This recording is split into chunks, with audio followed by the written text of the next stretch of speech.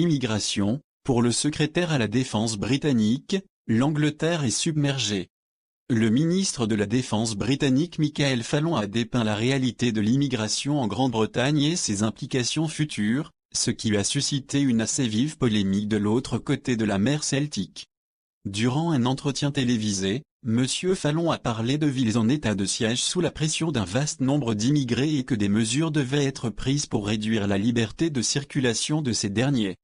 Il a évoqué la nécessité de prévenir des villes entières d'être submergées par des travailleurs étrangers. Le mot submergés a suscité les critiques de la gauche ainsi que de Lucky de Nigel Farage dont le porte-parole a qualifié le terme d'excessif.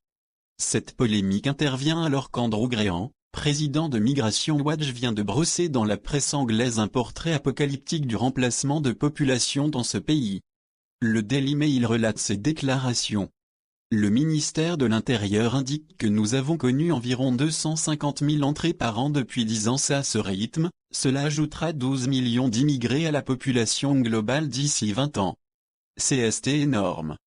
Cela représente 1,5 fois la population de Londres, ou 12 fois la population de notre seconde ville la plus peuplée, Birmingham, a déclaré l'expert.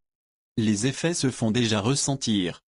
Les maternités sont sous une pression croissante. Les salles de classe sont en surcapacité. Le logement est un autre problème grave.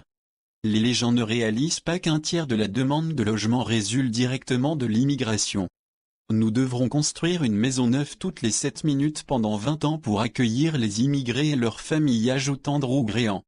Le résultat, c'est qu'il devient de plus en plus difficile de trouver un logement abordable dans de nombreuses régions du pays. La population de Londres a augmenté de 1 million d'habitants depuis 2000. Ceci est uniquement dû à l'immigration. Ce qui a été dépeint comme un boom a cependant abouti au départ de 750 000 Londoniens de naissance vers d'autres régions du pays, précise-t-il. Source Daily Mail, article intégralement emprunté au site Brexitao.